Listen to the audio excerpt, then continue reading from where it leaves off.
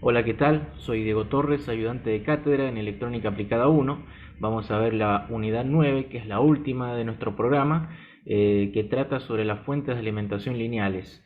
Vamos a empezar con la parte A, donde daremos una introducción y algunos conceptos sobre filtros.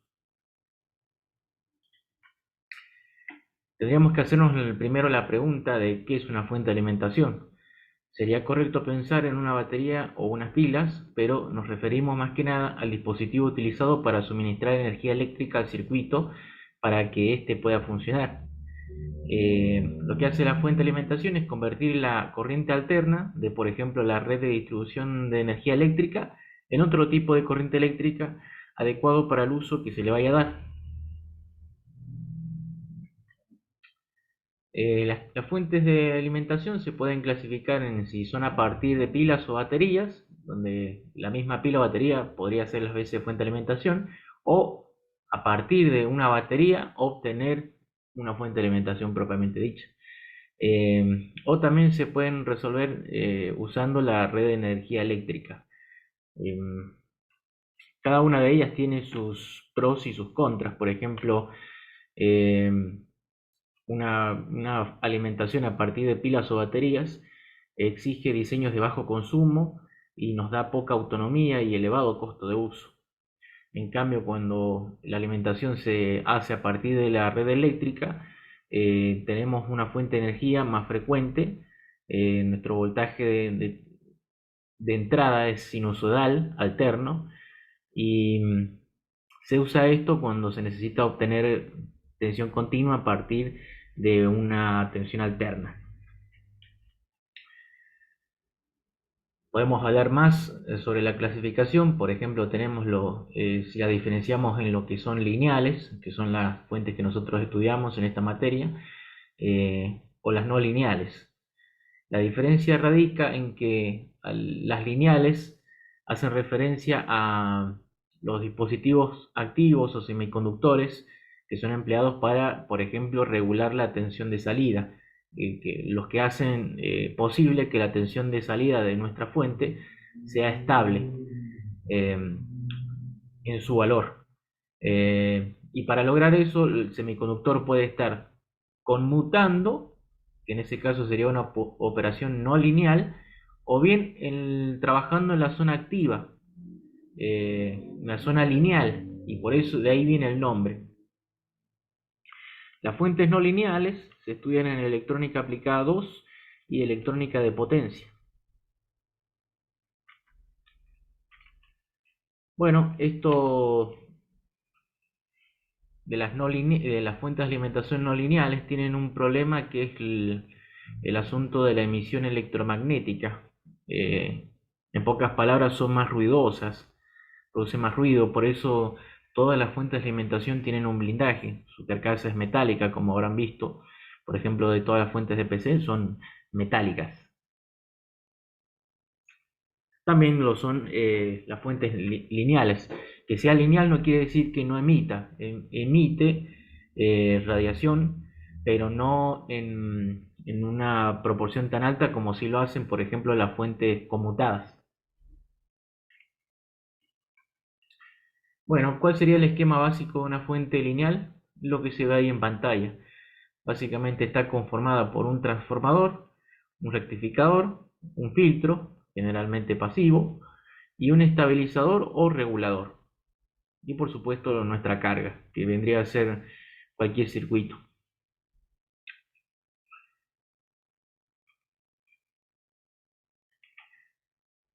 Antes de pasar a lo que sigue, podemos explicar brevemente qué hace cada bloque de esta fuente. Bueno, si nosotros, por ejemplo, obtenemos la energía a partir de la red eléctrica, en nuestro caso, en nuestro país, la red de energía eléctrica domiciliaria entrega 220 volts eficaces con una tolerancia de más o menos 5% en general y a 50 Hz. El voltaje es de tipo sinusoidal. Bueno, esos 220 volts eficaces normalmente no lo podemos conectar a nuestros aparatos y por lo tanto sería necesario reducir ese valor a uno más adecuado. Por ejemplo, pasar de 220 volts a 24 volts eficaces. Em, bueno, eso, ¿cómo lo logramos? A través del transformador. En este caso, el transformador tendría que ser uno de tipo reductor, es decir, la tensión en el primario es mayor que la del secundario, pero la potencia se mantiene, ¿cierto? Si por ejemplo el transformador soporta 100 watts, vamos a poder desarrollar casi 100 watts tanto en el primario como en el secundario. Después el rectificador lo que hace es convertir la señal alterna de la salida del secundario del transformador en una señal continua, pero pulsante, como se ve acá, como tenemos ahí. Por ejemplo, esa sería la salida de un rectificador de onda completa. Ahora, esto la mayoría de las veces no nos sirve para alimentar circuitos. Entonces, por eso además tiene un bajo valor medio respecto de lo que era la componente alterna en la entrada del rectificador. Entonces, la idea sería incrementar el valor de continua o valor medio de esta forma de onda, y eso lo podemos lograr a través de lo que se conoce como filtro, que lo que hace es suavizar esa forma de onda y la vuelve algo como lo que se ve ahí. Si ustedes recuerdan, esta señal de tipo periódica, que es por ejemplo, la salida de un rectificador, se puede descomponer a través de series de Fourier y nos quedarían infinitos términos sinusoidales o cosenoidales em, con sus respectivas frecuencias, ¿cierto? Que esos serían los armónicos que componen esa señal. Bueno, para formar ese tipo de onda tienen que haber cierta cantidad de armónicos, ¿cierto?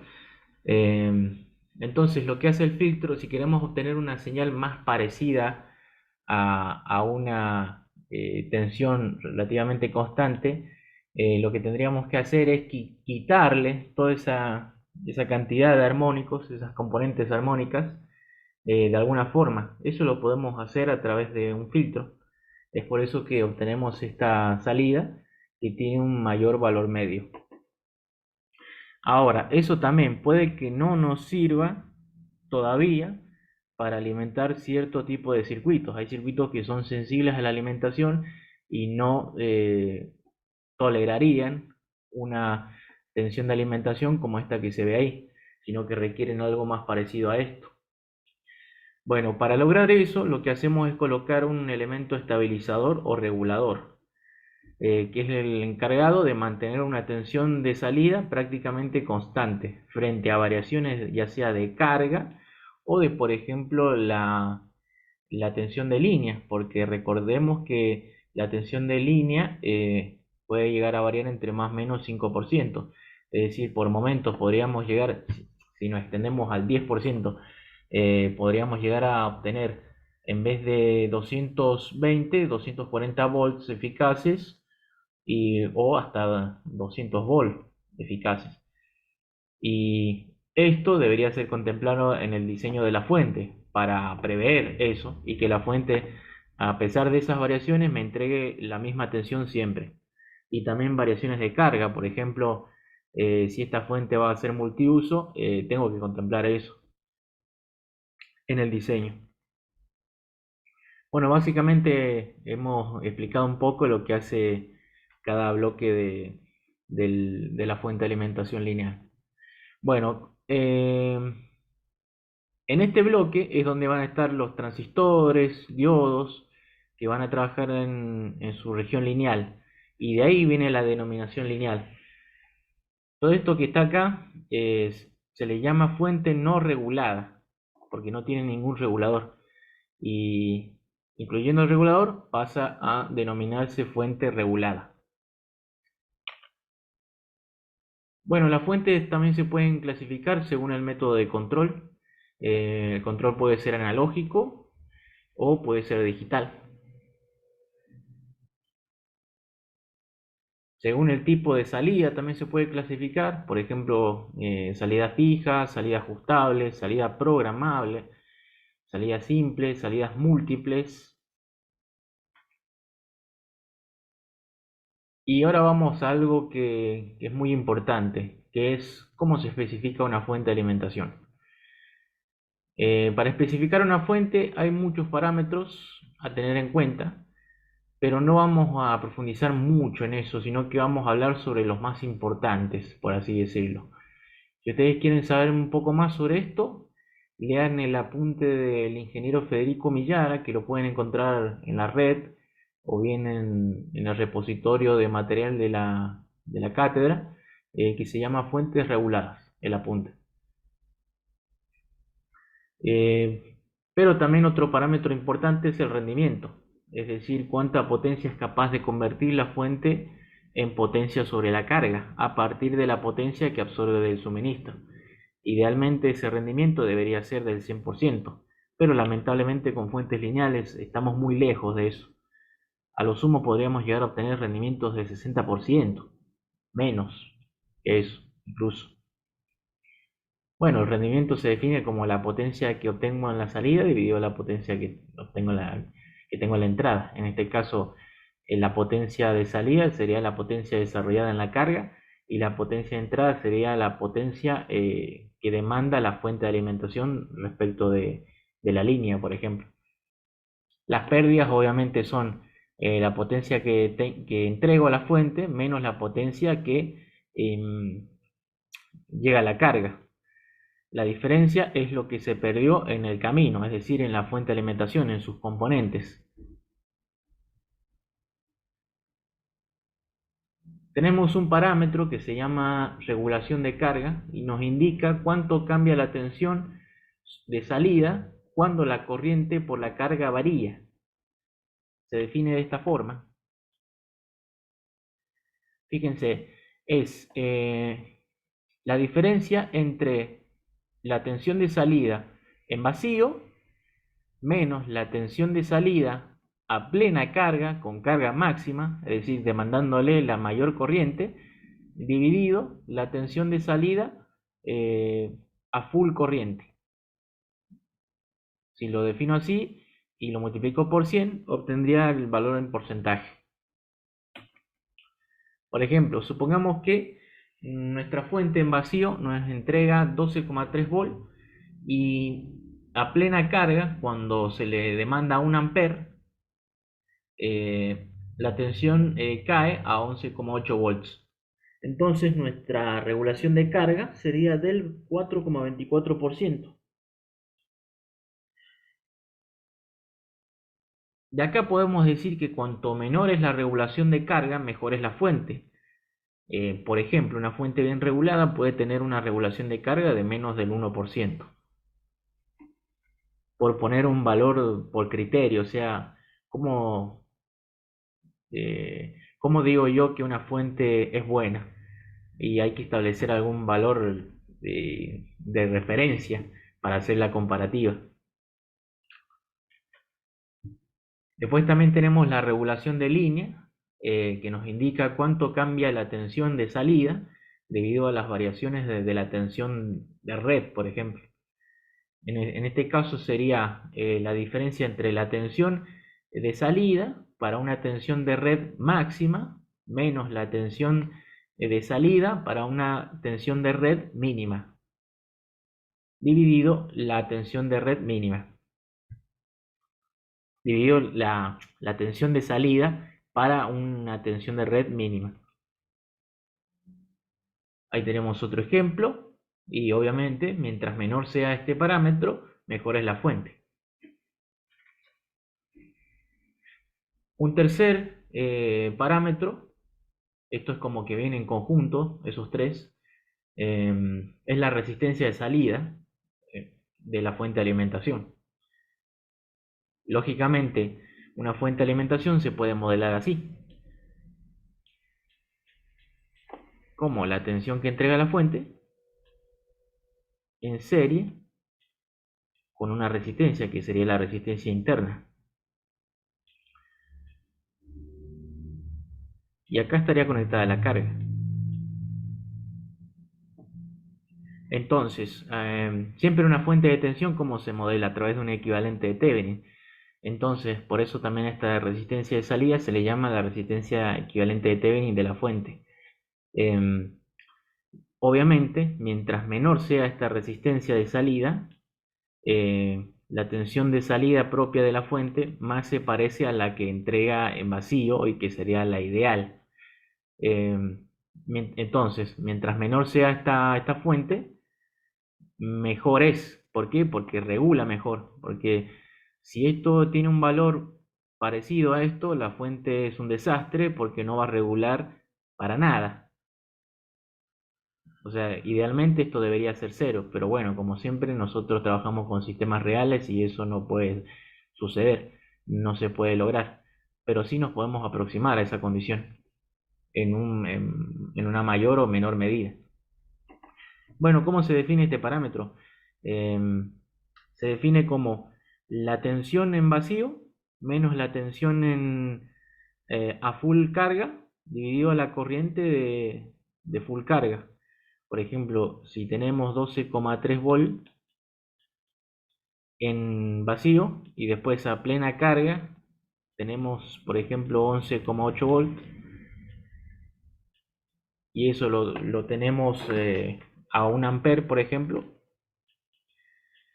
el valor de la impedancia de salida sería 12,3 menos 11,8 sería 0,5 ohms.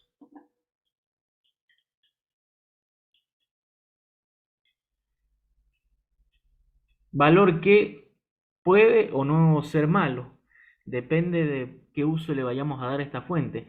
Por ejemplo, si la vamos a usar para alimentar cargas que demanden mucha corriente, por ejemplo 1 ampere o más de 1 ampere, este valor de impedancia no es bueno, porque fíjense, si acá tengo 0,5 ohms y entrego 1 ampere a la carga, acá se pierde medio volt, se pierde medio volt. Entonces no es bueno. Pero si acá, por ejemplo, entrego 1 miliampere, prácticamente no tengo caída sobre la resistencia de salida de la fuente.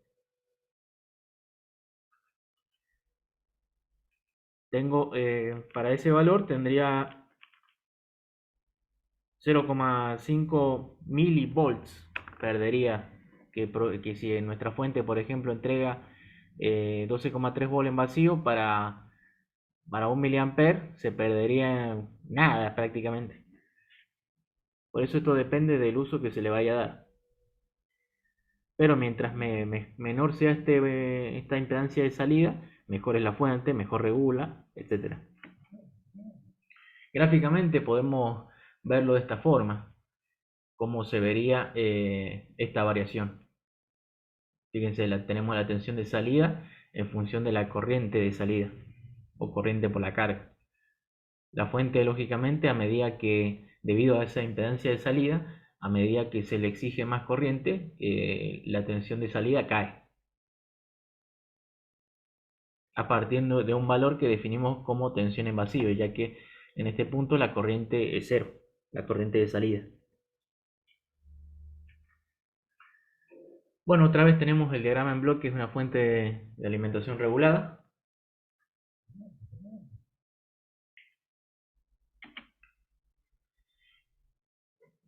Y acá tenemos explicado de forma breve qué hace o para qué sirve cada parte.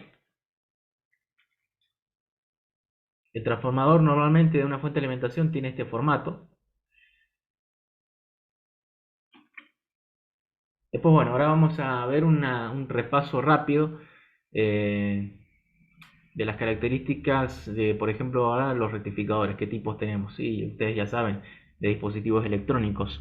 Tenemos los rectificadores de media onda completa, con transformador de punto medio, rectificador en puente, etcétera. Bueno, y acá tienen los resultados. Esto BCD sería la tensión de salida en continua.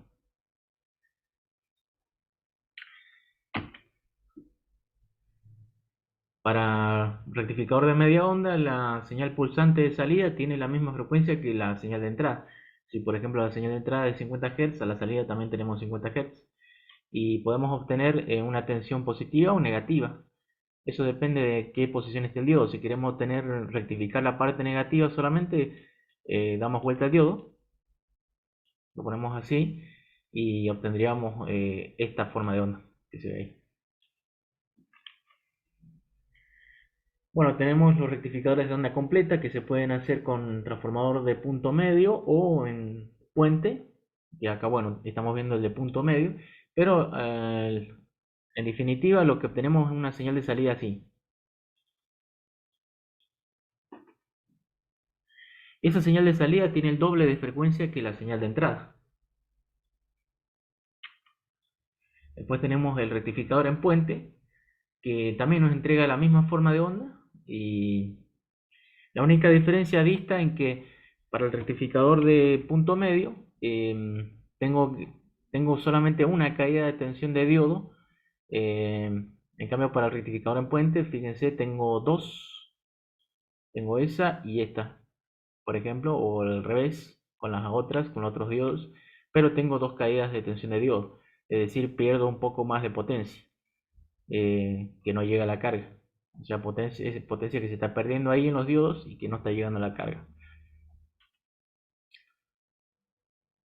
Eso por un lado, y después, bueno, la desventaja que tiene este circuito es que los diodos tienen que soportar más tensión de pico inversa que en el otro caso.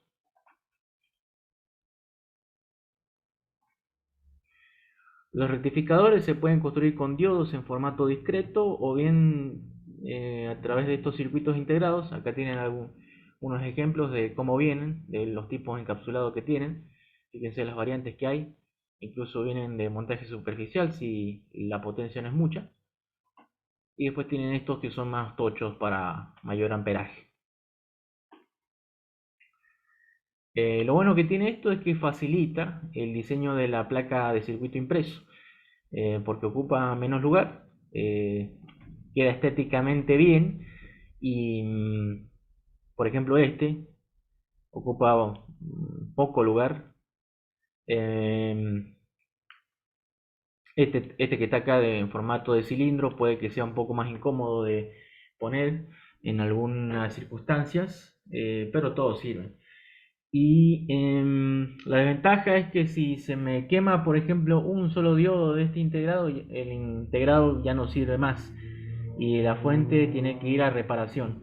En cambio, si construyo el rectificador con un puente de diodos, por ejemplo, discreto, si se me jode un diodo, reemplazo ese diodo y puedo sacar andando la fuente. Y después, bueno, obviamente reemplazo todos los diodos porque en definitiva si se quemó uno se van a terminar quemando todos. Pero puedo salir del problema más rápido. Porque quizás si no tengo un rectificador del mismo tipo a mano, en circuito integrado, por ahí no puedo repararla eh, rápido a la fuente. Bueno, habíamos visto que a la salida del rectificador conectamos lo que se conoce como filtro, porque era necesario para suavizar el nivel, la forma de onda y obtener un mayor nivel medio de continuo, que es lo que realmente nos interesa. Lo que se coloca es un filtro de tipo pasabajo. Es un filtro pasabajo y deja pasar todas las componentes de señal de baja frecuencia y las de más alta frecuencia las rechaza. Esa frecuencia, ¿y dónde está el límite? Eso lo define lo que se llama frecuencia de corte del filtro. Entonces, si por ejemplo nosotros graficáramos acá, por ejemplo, tensión de salida versus la versus la frecuencia y ensayáramos un filtro pasabajos, obtendríamos una respuesta como la que se ve ahí. Fíjense que a partir de cierto valor de frecuencia, que se le llama frecuencia de corte, la tensión cae. Es decir, que las frecuencias mayores a esta frecuencia de corte se ven rechazadas, atenuadas por este filtro. Y como habíamos dicho que la señal pulsante a la salida del rectificador tiene armónicas, en este caso esas armónicas, que son componentes de mayor frecuencia que la fundamental, serían las rechazadas y por lo tanto obtendría mi nivel de continua que quiero. Acuérdense que la serie de Fourier esa tiene una componente de continua y esa componente es la que realmente nos interesa en nuestra fuente de alimentación. Obviamente lo ideal sería que el filtro haga esto, pum, que corte de forma abrupta, es decir, a partir de esa frecuencia que ya no haya nada de esas componentes armónicas. Pero los filtros no son ideales y tienen una pendiente de atenuación que no es abrupta. Eso va a depender del grado de aproximación que tenga el filtro. Eso también define lo que es la calidad del filtrado, la calidad del filtro.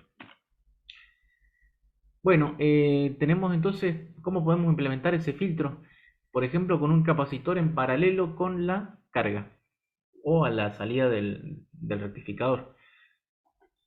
En este caso estamos viendo un rectificador de media onda con filtro capacitivo. Recuerdan ustedes que la señal que tenemos a la salida de esto sin el filtro sería una señal así. Bueno, eso tiene componentes armónicas. ¿Qué va a pasar con esas componentes armónicas? Es como si eso se derivara por este capacitor. ¿Y cómo lo puedo ver? Por el hecho de que el capacitor va a tener una reactancia, eh, una reactancia que va a ser mucho menor que el valor resistivo de la carga. Entonces, todo lo que sea señal se va a derivar por el capacitor y no a masa y no va a llegar a la carga. Pero lo que sea de baja frecuencia, incluida la componente continua que es frecuencia cero, va a aparecer acá, que eso es lo que nos interesa, que aparezca esto nada más. Eso, obviamente, esa respuesta sería la ideal. Y eso se daría si el capacitor tuviese una capacitancia infinita, pero bueno, eso no se puede lograr. Entonces, algo de variación vamos a tener acá. ¿Cómo va a ser esa variación? Y más o menos les voy adelantando el asunto. Sería una cosa así. Esa sería la tensión. La forma de onda que tendría. Vamos a ver que esa ondulación tiene un nombre y que depende de la corriente o del valor de resistencia de carga que se coloque a la salida de la fuente. En este caso sería fuente no regulada. Bueno, este circuito, como verán, tiene una constante de tiempo asociada, que vale esto.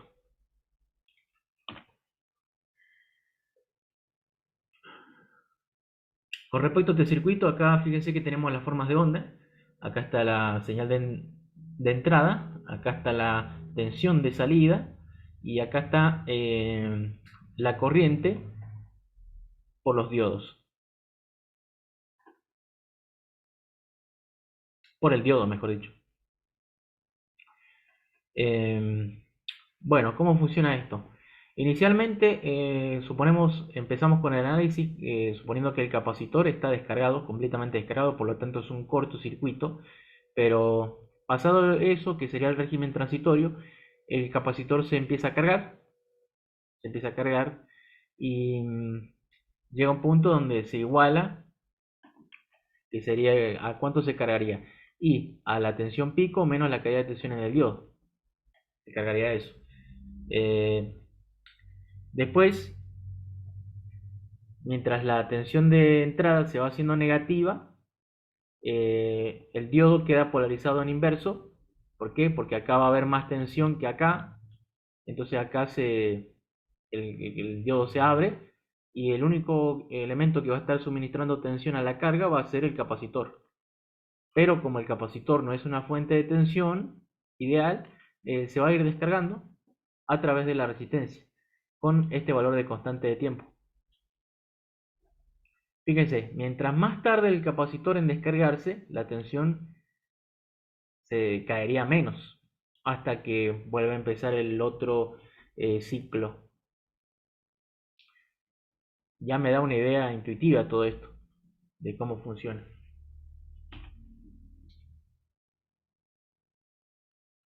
En este análisis, por supuesto que estamos considerando que la resistencia dinámica del diodo y la de la fuente se han considerado nulas.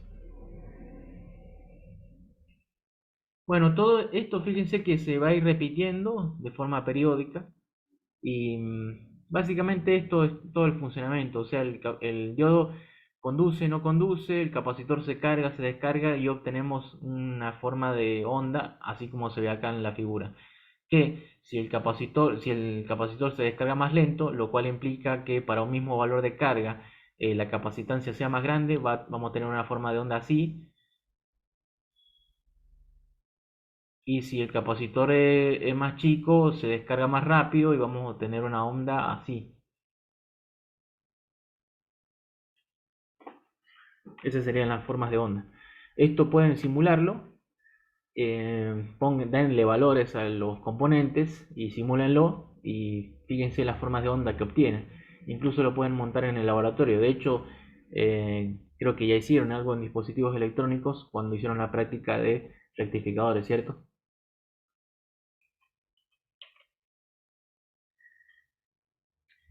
Algo importante para resaltar es que fíjense la forma de onda de corriente que tiene el diodo. Es de tipo pulsante.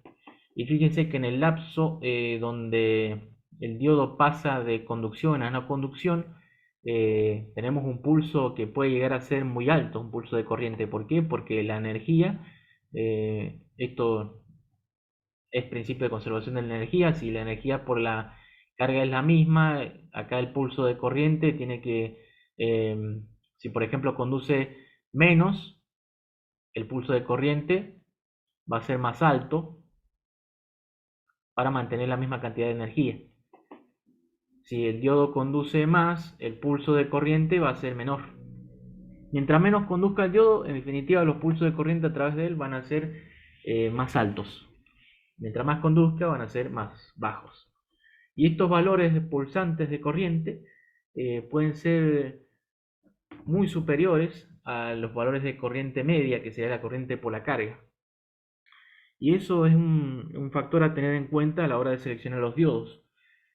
Porque el diodo, por más que este pulso no dure mucho tiempo, el diodo tiene que ser capaz de soportar ese pulso de corriente. A esa corriente, cuando hablamos de régimen permanente, se le llama corriente de pico repetitiva.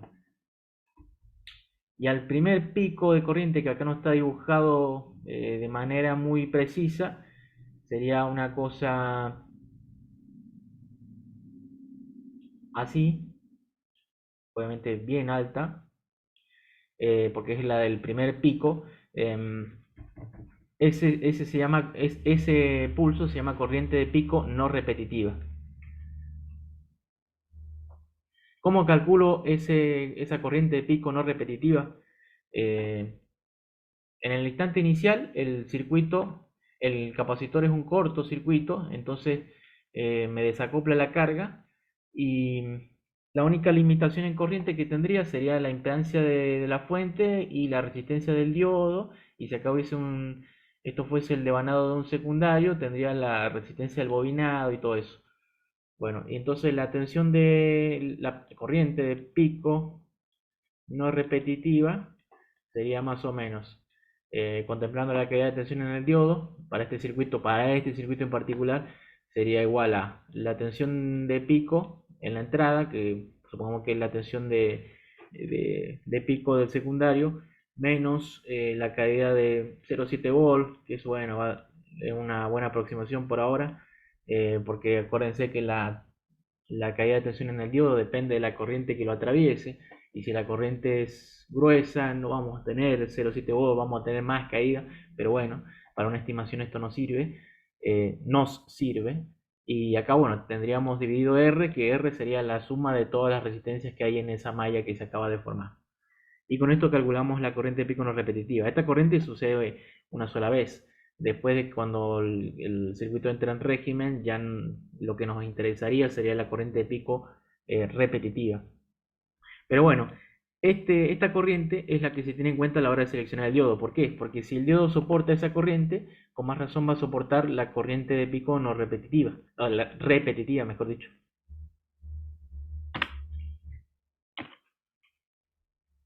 Bueno, acá hay un poco más de explicación sobre las gráficas, por qué conduce, por qué no conduce. Acá está lo que les comentaba, un poco más detallado. Y desde otro punto de vista, lo que hace el filtro capacitivo es desviar a masa las componentes armónicas, es lo que les comentaba al inicio. Las componentes armónicas de la señal de salida del rectificador.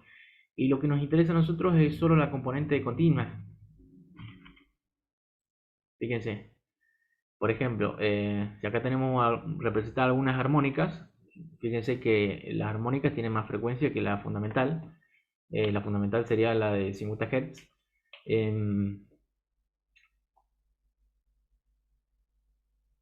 100 Hz, mejor dicho. Eh, Fíjense, lo que único, todas estas componentes se derivarían a masa de forma ideal, por supuesto, y lo único que obtendríamos sería la componente continua, que es eso lo que queremos. La componente que más exigencia nos impone al filtro y por lo tanto al valor del capacitor, ya que RL es un parámetro que no podemos modificar a gusto, es la frecuencia fundamental, que para el caso de rectificación de media onda es de 50 Hz. Ah, bueno, acá, esto si fuese media onda sería 50 Hz. Si fuese onda completa serían 100.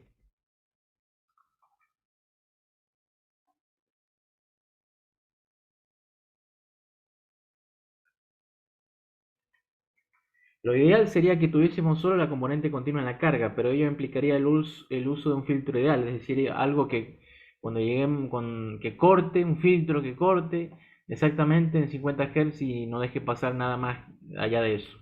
Pero bueno, ustedes saben que la curva de atenuación es así, entonces cada frecuencia, cada señal de cada componente armónica de mayor frecuencia no va a ser atenuada de inmediato, sino que va a tener un determinado valor de atenuación que no va a ser cero.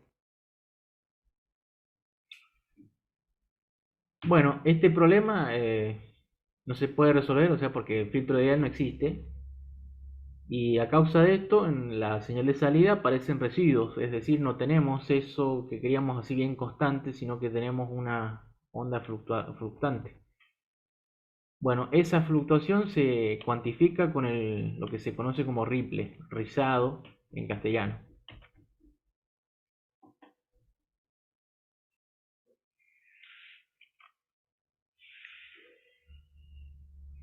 Si bien el objetivo último de un rectificador es obtener una tensión continua, es inevitable que superpuesta a esta aparezcan componentes armónicas. Se define el ripple o rizado como la suma de esos componentes. Es decir, junto con la componente continua, tenemos toda la parte alterna, que es lo que compone a lo que se llama ripple. Para cuantificar este ripple, se define un factor que se llama factor de rizado, que simplemente es, esto es una forma de definirlo, es el valor RMS de ese ripple dividido el valor medio que obtenemos en la salida. Lo podemos esto expresar de forma porcentual. Es decir, que la energía se reparte entre el valor medio de la señal de salida del rectificador y el rizado. Podríamos decir que el rizo son las componentes alternas que están montadas sobre el nivel medio. La tarea del filtro es cambiar la proporción de energía, en definitiva hacer que idealmente toda la energía esté presente en la componente de continuo. Para media onda hay todo un desarrollo y se obtiene esta formulita para el factor de rizado. Fíjense que es malísimo el factor de rizado y para onda completa mejora bastante. Todo el desarrollo de estas formulitas está en el apunte de Millara, de fuente de rectificación en ese caso. Así que si les interesa de dónde salen estas fórmulas, busquen ahí. Algunos autores caracterizan al rizado por su valor pico a pico y no por el valor RMS. Esto es así porque el valor pico a pico es algo que yo puedo ver en el osciloscopio y medirlo, más fácil. El valor medio es fácil de medir ¿con qué? Con el tester, porque el tester, el multímetro, el voltímetro, es un instrumento que mide valor medio, generalmente, al menos los más convencionales. Entonces lo puedo medir fácilmente a través de eso. Pongo el tester para medición en continua y lo que hace es medir el valor de continua, que es el valor medio. Así que ese valor lo puedo sacar fácil, lo puedo medir fácil. A este, en cambio, tendría que usar ya sea un voltímetro que mida verdadero valor eficaz, llamado True RMS, o si no, el osciloscopio.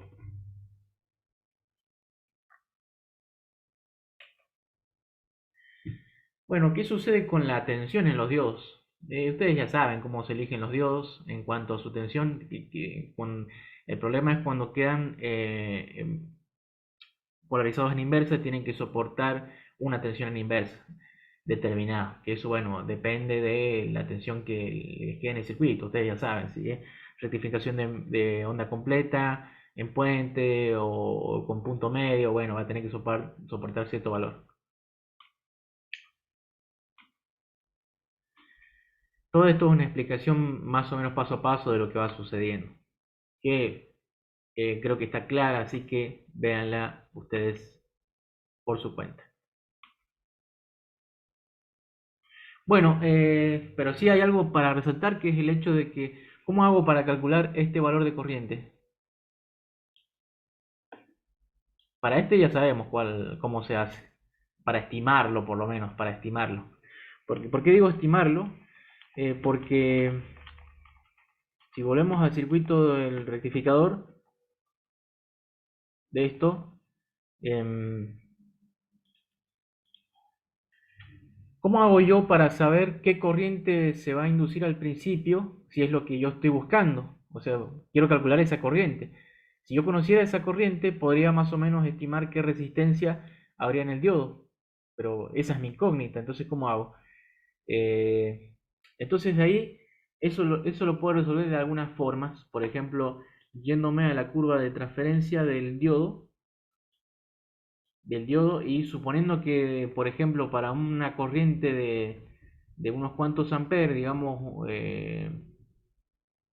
si la corriente media, por ejemplo, que va a entregar este circuito es de 1 amper, me voy acá acuérdense que es corriente versus tensión, me voy a 1 amper, me fijo qué calidad de tensión hay en el diodo y con eso puedo calcular una resistencia en continua o bien puedo hacer un cociente incremental y evaluar una resistencia más o menos dinámica. Y con eso lo reemplazo a este diodo por esa resistencia que estoy estimando.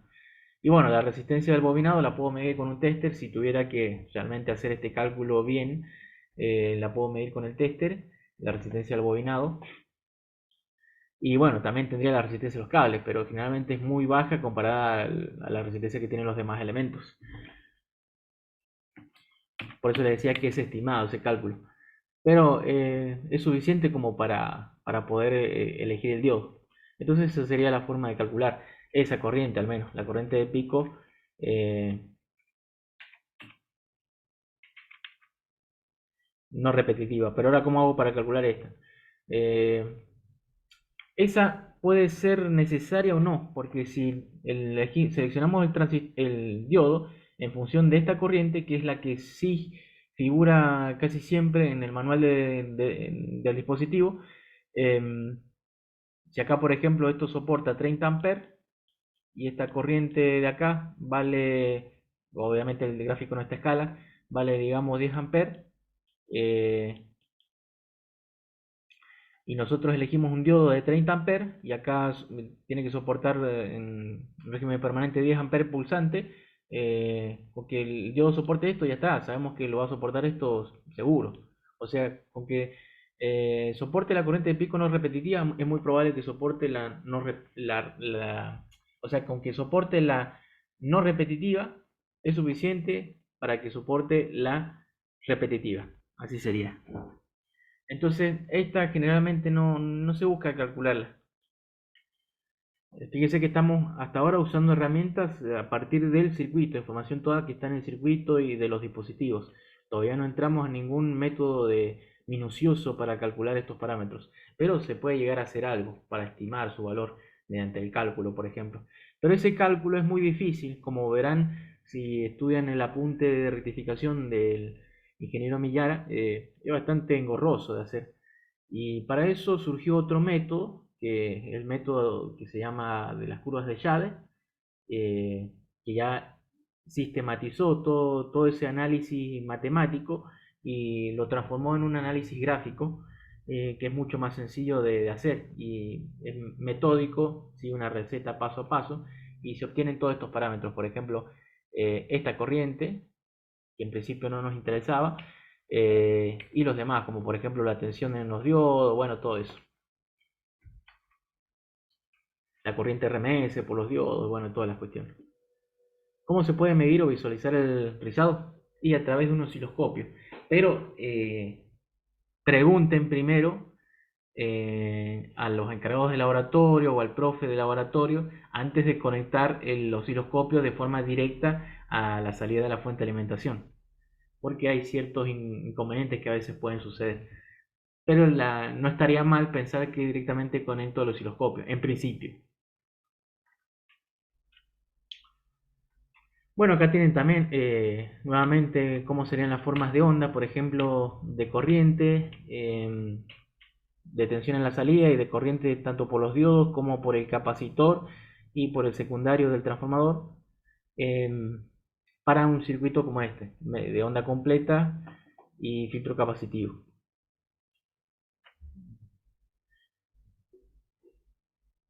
Ahora la pregunta interesante sería, ¿cómo puedo hacer para calcular el valor del capacitor? Bueno, habrán visto que la forma de onda de la salida tiene este formato y es como que se parece a una señal tipo triangular, más o menos. Entonces hay una técnica que se basa en eso. Se llama aproximación por onda triangular. Entonces, a partir de esa aproximación, nosotros con la información que obtenemos de la misma señal, por ejemplo, lo que sí podemos medir o estimar, establecer, es el rizado que queremos, y con eso tendríamos el valor pico a pico de esta señal, y tenemos el valor medio de lo que queremos en la salida, y bueno, tenemos el periodo de la señal y toda la cuestión. Y acá está, fíjense, el análisis está hecho. Y fíjense que para que la tensión tenga esta forma lineal de descarga, es porque se tiene que descargar como con una fuente de corriente eh, constante, y hacemos esa suposición. Entonces de ahí viene esta constante, de ahí viene esta constante. Y bueno, vamos haciendo los reemplazos, que en este caso la frecuencia, les digo, es la frecuencia de la línea, no es la frecuencia de, por ejemplo, la señal de salida, que es una de, si fuese de onda completa, sería el doble de la frecuencia de entrada. Y bueno, acá está un poco también el grafiquito de lo que sucede cuando el capacitor aumenta su valor de capacitancia. Fíjese, mientras mayor valor de capacitancia tenga, el diodo conduce menos y los picos de corriente a través de él son más altos. Bueno, consideraciones. La tensión en la carga tiene un rizado menor cuanto mayor es la capacidad del condensador. Ah, Antes de pasar, fíjense que si yo establezco el rizado y la tensión de salida, tengo la frecuencia, tengo la carga o la corriente que demanda la carga, eh, de aquí puedo sacar el capacitor de esta ecuación. Y bueno, acá tengo el factor de rizado en función de esta ecuación que acabamos de obtener. Y este valor RMS es el valor RMS de una onda triangular. Valor RMS de este rizado, que lo hemos aproximado por onda triangular. Esto es lo que está arriba, el valor RMS de eso. Este valor R es el valor pico a pico del rizado. Bueno, ahora sí seguimos. Una mayor capacidad provoca un menor intervalo de conducción en los diodos, que implica mayores picos de corriente en ellos. Los picos de corriente son de difícil evaluación, suelen considerarse entre 5 y 20 veces mayores que la corriente media en la carga. Es importante que no superen la corriente de pico no repetitiva de los diodos. Es esto, así lo van a encontrar en el manual, con esa nomenclatura. El instante más peligroso es la primera conexión de la fuente, ya que el condensador está completamente descargado y se genera un pico de corriente más elevado que el resto, en régimen permanente. Conclusión, no se debe usar un condensador de capacidad excesiva. Se Así se evita un aumento innecesario de volumen y costo y tenemos menores problemas con la corriente por los diodos y en el transformador. Porque si bien los diodos tienen que aguantar esta corriente, también lo tiene que hacer el transformador. Eso aparte. Bueno, habíamos dicho que esa corriente no repetitiva es la corriente de pico transitoria, es la del transitorio, del diodo. Fíjense, acá está lo que les explicaba al principio de cómo podría estimar esa corriente. Aplicando teoría de los circuitos, básicamente, nada más, ni nada menos. Em, Ahora, si el capacitor es muy grande, ese transitorio va a durar más, va a tardar más en extinguirse. Eso también es un problema, porque los diodos soportan esto un determinado tiempo, también tiene que ver eso. No son capaces de soportarlo, eh, como se llama, todo el tiempo que se quiera, ese pico. Entonces esto también puede llegar a influir en la selección de los diodos. Por eso generalmente se busca usar un capacitor no muy grande, o sea que sea lo justo y necesario, y no más que eso. Bueno, si usábamos un capacitor como filtro, también podríamos habernos hecho la pregunta de ¿podemos usar un inductor como filtro? La respuesta es que sí. Y se usaría de esta forma, fíjense, acá tenemos un rectificador de onda completa con filtro inductivo. El filtro inductivo, en este caso el inductor, se coloca de esta forma. Así conformaría lo que se llama un filtro pasabajo. Acuérdense que esto tiene una reactancia que es igual a omega por L, que esto sería 2pi por F por C, por L mejor dicho. Esa sería la reactancia inductiva. Entonces el análisis por inspección sería que yo quiero que esta inductancia eh, se coma todas las componentes armónicas. Es decir, que para las armónicas presente una reactancia enorme, cosa de que nada de esas señales llegue a la carga y solamente pase la continua, que es de frecuencia cero, que para frecuencia cero el inductor tiene reactancia nula. Entonces ese sería el principio básico. Bueno, actúa esto obviamente como un filtro pasabajos. Se come, en este caso no deriva a tierra las componentes armónicas, sino que se las come todas, las absorbe. El principio era el que les comentaba, acá está puesto el análisis por divisor de tensión y la condición que debería cumplir esa reactancia. Pero bueno, no todo es ventajoso. En este caso, el problema que tiene este tipo de filtrado es que como la frecuencia de corte tiene que ser baja, o sea, tenemos que tratar de que la fundamental no pase, nos obliga a usar un inductor de gran valor y por lo cual aumenta su tamaño y costo. Y eso es un problema. Por ejemplo, no podemos armar una fuente de alimentación cuyo tamaño se deba casi exclusivamente por la bobina del filtro. Después, bueno, podemos combinar ambos tipos de filtrado y conformar lo que se llama filtro LC, que lógicamente obtenemos las bondades de cada filtro. Esto es un mejor filtro que los anteriores y por lo tanto vamos a tener una tensión de salida eh, más constante. A su vez también acá falta algo. Fíjense que esta celda sería un filtro pasabajos.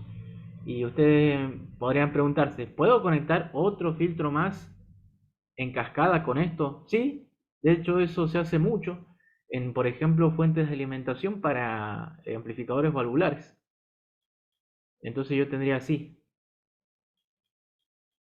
inductancia, capacitor y así sucesivamente. Puedo conectar en teoría tantos como quiera, pero eso también lleva a un problema. No solamente de cantidad de componentes, sino de costo y bueno, otras cuestiones más que no vamos a profundizar mucho.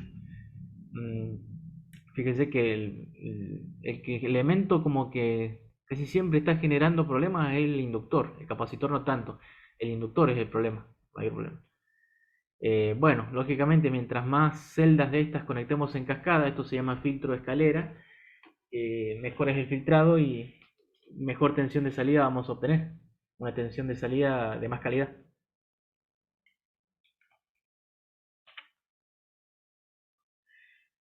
Pero bueno, ahora analicemos un ejemplo. Por ejemplo, tenemos ese circuito y se nos pide determinar el factor de rizado eh, con todos estos valores. Tenemos tensión de línea 220 volts, tenemos un puente de diodos de silicio que son los 4001, un capacitor de 1000 microfaradios, una carga de 220 ohms y una relación de transformación de 10:1.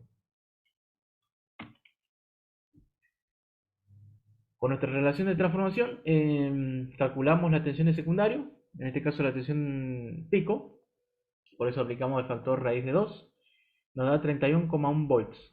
O sea, en el secundario tenemos 31,1 volts pico. Ya tenemos todas las fórmulas para el análisis del rectificador.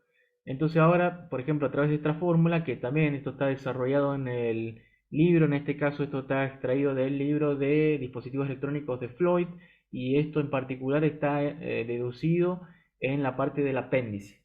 O sea que si quieren saber de dónde sale esta fórmula, vayan ahí. No nos vamos a detener mucho en estos desarrollos matemáticos. Bueno, calculamos el ripple pico a pico. Eh, Acuérdense que a la salida del rectificador no tenemos esta tensión, sino que tenemos que contemplar también la caída de tensión en los diodos.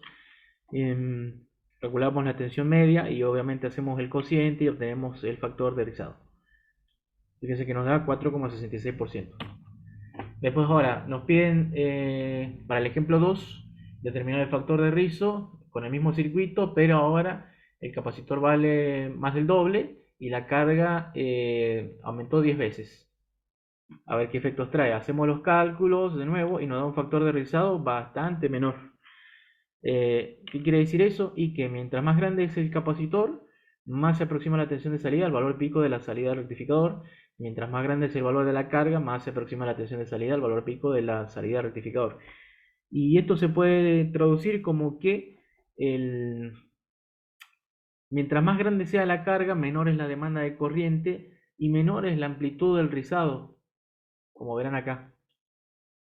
Mientras más grande sea la carga, menos va a ser el rizado, de menor amplitud. Es decir, que el rizado depende no solamente de la carga, sino también del capacitor. O sea, el capacitor y la carga influyen en el rizado. Y fíjense que la frecuencia también, porque si usamos un rectificador de media onda, la frecuencia es más chica y el rizado es menor dado un valor de RC. Y si el rectificador es de onda completa, la frecuencia es mayor y el rizado va a ser más chico, para el mismo valor de RC. Vieron que a partir de las ecuaciones podemos sacar mucha información.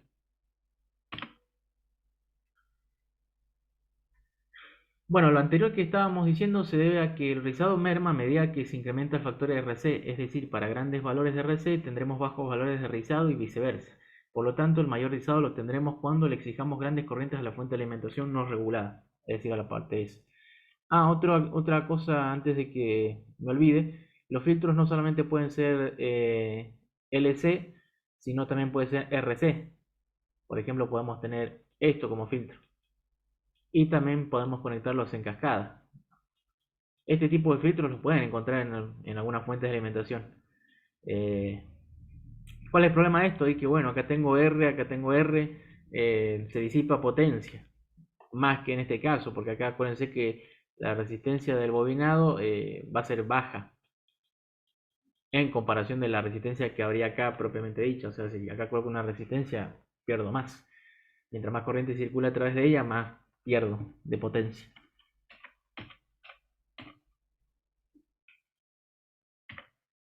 Bueno, eso es todo.